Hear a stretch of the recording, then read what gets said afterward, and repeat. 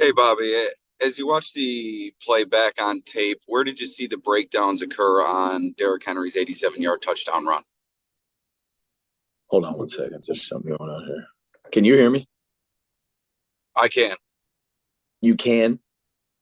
Yes. Okay. It just comes down to our fundamentals. It just comes down to our fundamentals. Um, and there's a lot that goes into it. And we just got to get back to that. So um, not only are you talking about angles, or you talking about block destruction, or you're talking about all those type of things.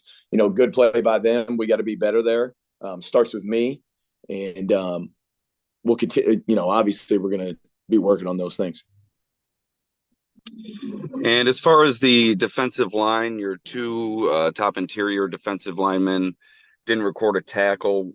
What did you feel? What was your evaluation of their performance, the interior defensive line yesterday? Yeah, I think when you look, obviously, when you look at everything, we all got to be better. And again, like I say, it starts with me. I don't think you can say that any one person on our defense played their best game. And, everybody, there's certain moments throughout the season where you got to look at, you know, places in your game individually that you have to improve. And that was the challenge to our defense today as a unit. And, I'm sure starting Wednesday, they're going to go out there and work the butt off of getting those things improved. All right, thank you for your time. You got it. Hey, Bobby, how can you use some of those lessons that you guys learned from watching the tape from last night's game and use it in regards to preparing for this next matchup against the Texans, who have a great wide receiver core and Yep. have some great running backs as well? Yeah, I think it's funny, and I've said this before. Like, failure is the best teacher. Failure is the best thing that can teach you. I think success is an awful teacher. And we constantly talk about, and even as coaches, you have scars of things that you remember that hurt you, and those type of things. And sometimes those scars can really help you, to grow.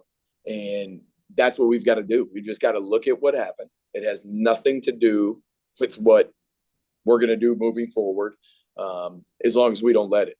And that was part of the message today was, hey, learn from our mistakes, move on, get better, and get ready for Houston. Thanks, Bobby. You got it. Hey, Bobby, just having to go with three linebackers for a lot of the game. What went into switching to that? Obviously, was it running the football? And then what impact did that have having to shift out of nickel more than you usually do? It we're a case by case basis every week, just kind of taking a look at what the team's doing, and not only what they're doing, how you think they're going to attack you. Um, so last week, obviously, going to our base was something we felt that was going to help us in that situation, and so we decided that'd be what's best for us.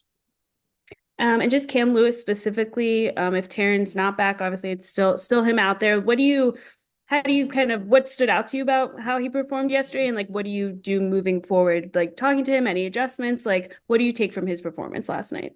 Yeah, I think if you were to talk to Cam, I don't think, like all our players, I don't think they'd be satisfied with the way they played. And obviously the outcome is what it is, and they all want to contribute to wins, and they've done a great job contributing to the wins that we have had. Like I said before, everybody, including myself and starting with me, has things they need to work on and get better at. And I know all those guys, the type of guys we have here, they're going to go out and they're going to go to work this week and try to put ourselves in the best position to get a win on Sunday. And then Terell starting to work his way back into practice more and more. Do you kind of prepare, not knowing how that might go or seeing how the week goes? Do you get him and Balin both ready? Like, what does that look like from your perspective? Yeah, we'll see it. We'll see where he's at. I don't know exactly right now which direction we'll go as far as the week of preparation, but we'll figure out. We'll have a better idea as we get closer to practice and kind of see where he's at. Thanks, Bobby.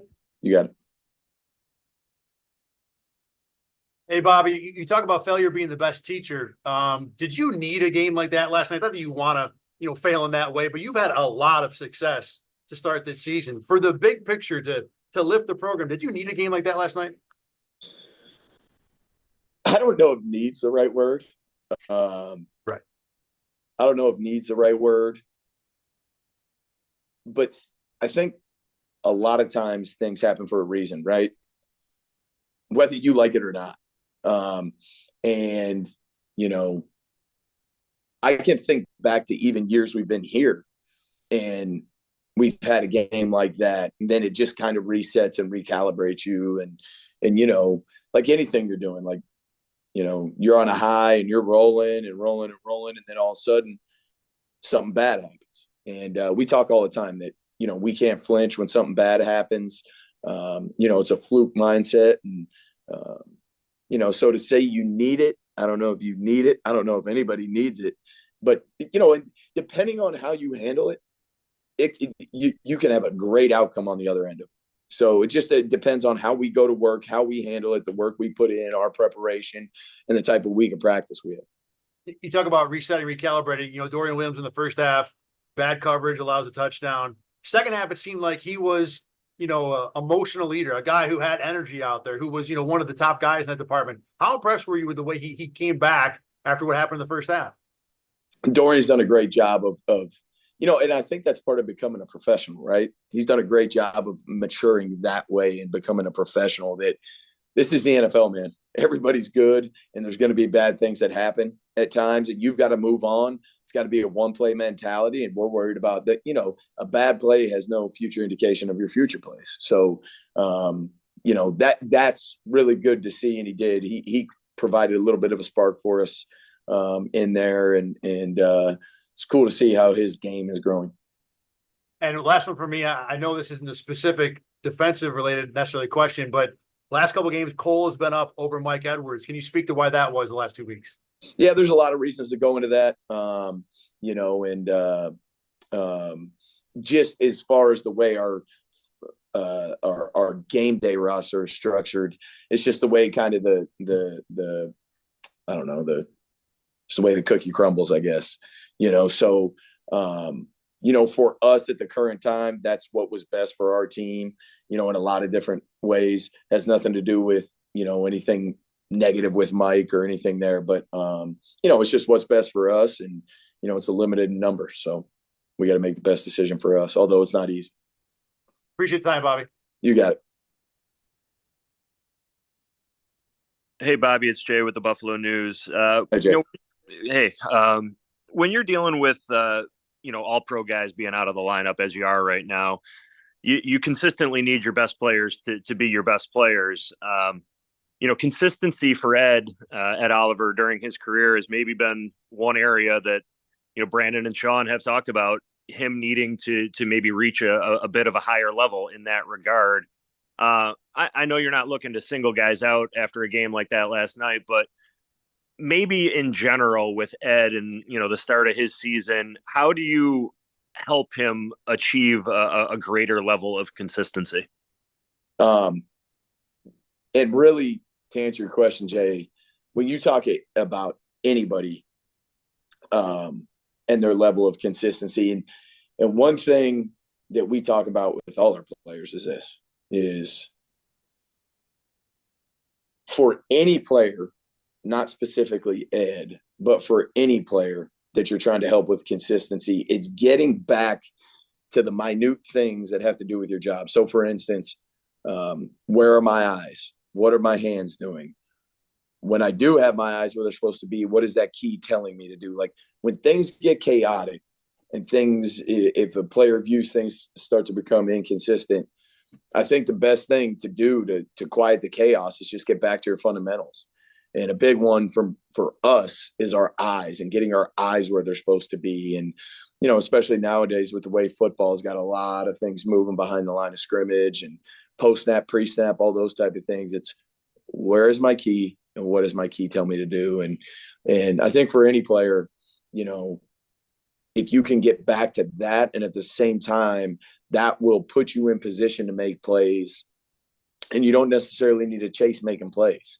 and if you put yourself in position to make plays, the ball's eventually going to show up, and then it's your job to make a play. But try to quiet the chaos with just some of your fundamentals and specifically your eyes. And then, looking forward, obviously this game has been, much, looked forward to by fans with Diggs being over there. You've seen him up close. You know what kind of player he is. Just what are your general thoughts on, getting the chance to try to go down there and defend him this week? Yeah, Steph's a great player.